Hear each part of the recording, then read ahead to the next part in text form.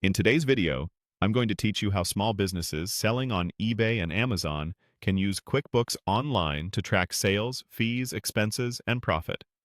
By the end, you'll have a clean workflow that turns your marketplace activity into clear books and a reliable profit and loss report. We'll begin by setting up the right accounts.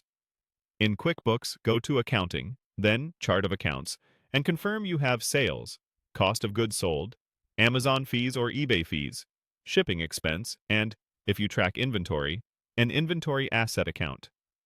These categories make sure your revenue and costs land in the right buckets.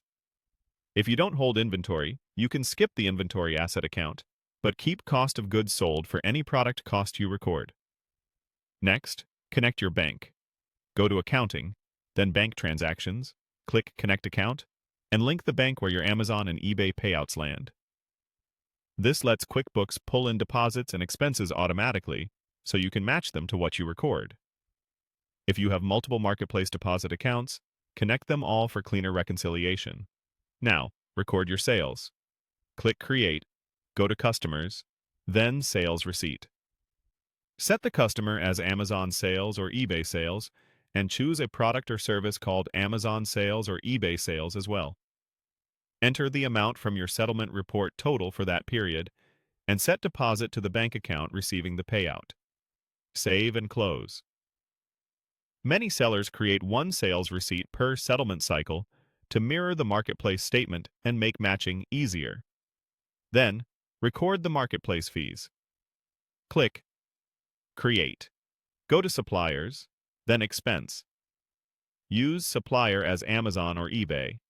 Choose the category Amazon fees or eBay fees, and enter the total marketplace fees from that same settlement. Save and close. Keeping fees separate from sales gives you a clear view of gross versus net. Head back to Accounting, then Bank Transactions, and review what imported from your bank. Match the deposits to your sales receipts and the fee withdrawals to your expense entries. When you can't find a match, categorize carefully so sales go to sales and fees go to the correct fees account. Avoid duplicating activity. If you created a sales receipt for a settlement, you should match the bank deposit rather than adding a new transaction. Finally, check your results. Go to Reports, then Profit and Loss, and choose your date range.